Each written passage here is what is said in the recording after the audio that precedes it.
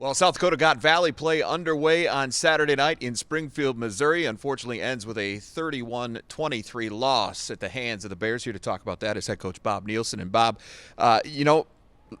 fast starts have become a thing for you, and you certainly got another one in this game, although it happened a little bit differently than it had the previous 2 weeks. You had all three phases come together for you over that first 5 minutes and helped you get out to that 14-0 lead. Yeah, a couple of turnovers, one in the kicking game, one forced on defense, and two short field possessions. And, we had that 14-0 lead and a lot of momentum, which was good because they had a great crowd, and it was good to take that crowd out of the game early. Yeah, it certainly did. It got awful quiet inside Placer Stadium there for a bit. Missouri State did rally, get back into the game, tied up at 14 apiece after a long touchdown pass from Jason Shelley. But special teams then comes up big again. Wes Elidor, 99-yard kickoff return for a touchdown. And it had been a while since that had been done here at South Dakota. First time since 2008. They call it the most exciting play in football for a reason, don't they?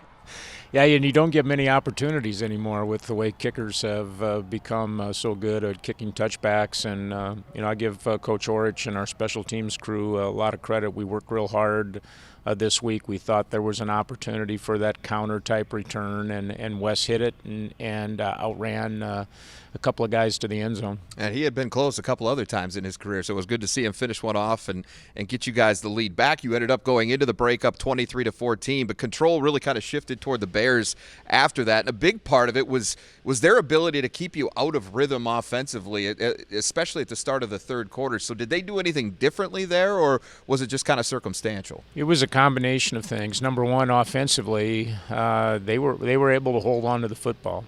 They had three fairly lengthy drives in the third quarter where they converted third downs, which was something that we were really good at in the first half, was getting them off the field on third down, and they were able to keep a couple of those drives alive, and as a result, we only had the ball twice. Both times we went 3 and out. So we had to play a lot of defense and really couldn't get in any rhythm offensively to start the second half.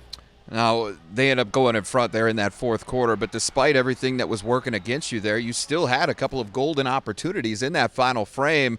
Unfortunately, it was empty red zone chances that became a major theme of this game, a couple of them in that fourth quarter where you had a chance to tie, maybe even take the lead depending on how things shook out.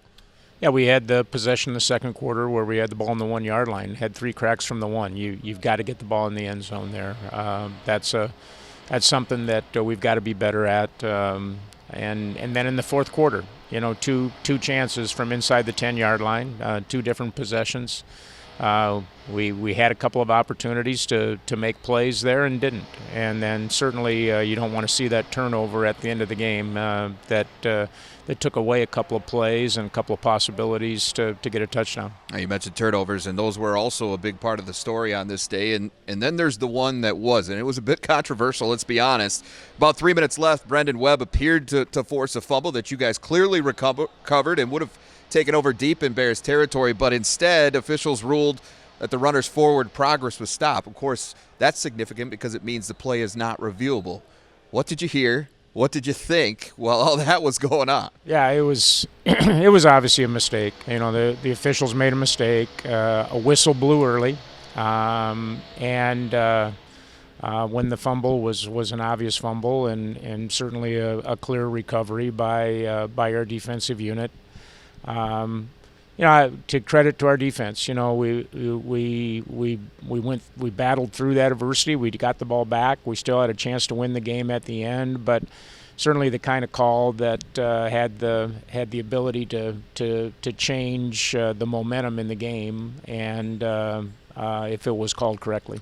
Disappointing finish, no doubt about it. But there were some things in here that were reasonably exciting and things that certainly you can build on going forward as you move into this Valley schedule deeper and deeper. 6 sacks on the day. You forced for 4 turnovers. You got a kickoff return for a touchdown. Frankly, most of the time you get all those things, you're winning that football game. So does that help knowing you were that close and that there's just maybe some cleaning up execution-wise to do and maybe the story is different? Well, I think it's the way Valley games are going to be.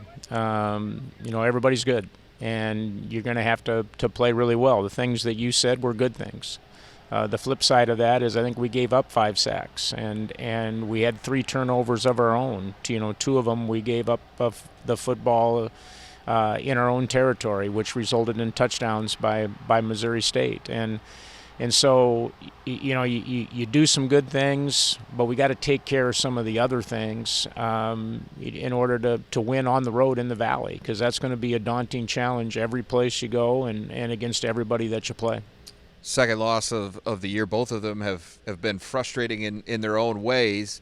The good news was after the first one against Kansas to start the year, you responded really well. 2 really solid performances against Northern Arizona and against Cal Poly. Now we get Indiana State. Are you expecting that same kind of response from your football team this week? Well, I know our guys are really excited to be at home again. We played well against Northern Arizona here at home.